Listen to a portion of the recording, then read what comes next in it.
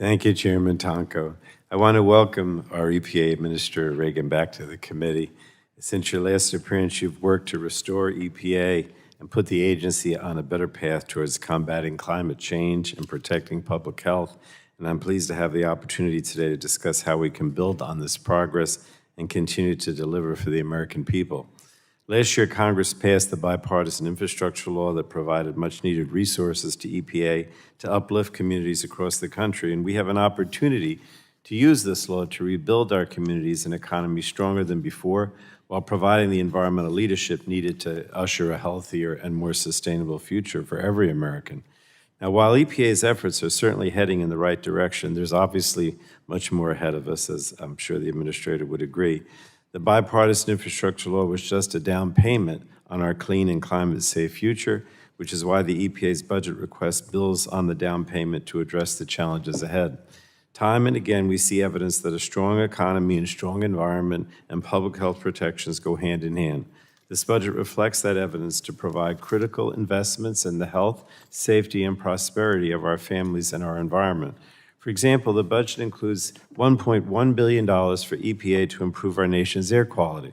It does this by developing and enforcing critical safeguards, as well as by funding grants to states and tribes and scientifically sound research. The administration's budget also prioritizes programs to urgently tackle climate change, like cutting methane pollution from oil and gas sources and implementing the American Innovation and Manufacturing Act. This bipartisan law, co-authored by Chairman Tonko and Representative Peters, will reduce the production and use of potent hydrofluorocarbons in our atmosphere. The budget request also complements the bipartisan infrastructure law's reinstatement of the Superfund chemical tax to fund more cleanup actions, an effort I've personally championed to ensure that polluters pay to clean up their contamination in our communities. About 22% of Americans live within 3 miles of a Superfund site. Cleaning and revitalizing contaminated properties creates jobs, mitigates threats to human health, and directly benefits the communities around contaminated sites, which are often low-income communities and communities of color. And the budget works to ensure that no community is left behind by investing $1.45 billion in programs that will advance racial equality and secure environmental justice for historically overburdened and underserved communities.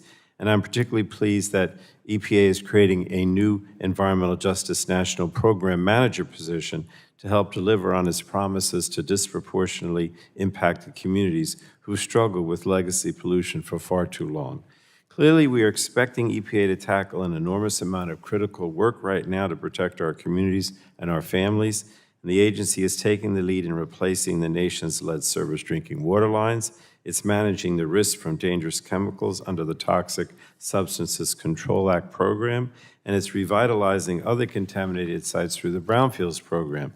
EPA has a lot on its plate right now, and that's good, but it faces a serious challenge when it comes to staffing and resource shortages.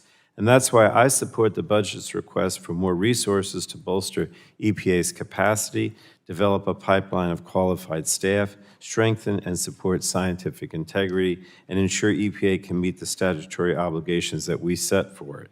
The dedicated EPA workforce have worked tirelessly to fulfill the agency's core mission without adequate staffing or resources, in my opinion. And the increase in resources proposed in this budget will not only help EPA fulfill its core mission, but also to process permits more efficiently and provide needed certainty to regulated industries. So I look forward to today's discussion to examine EPA's budget priorities.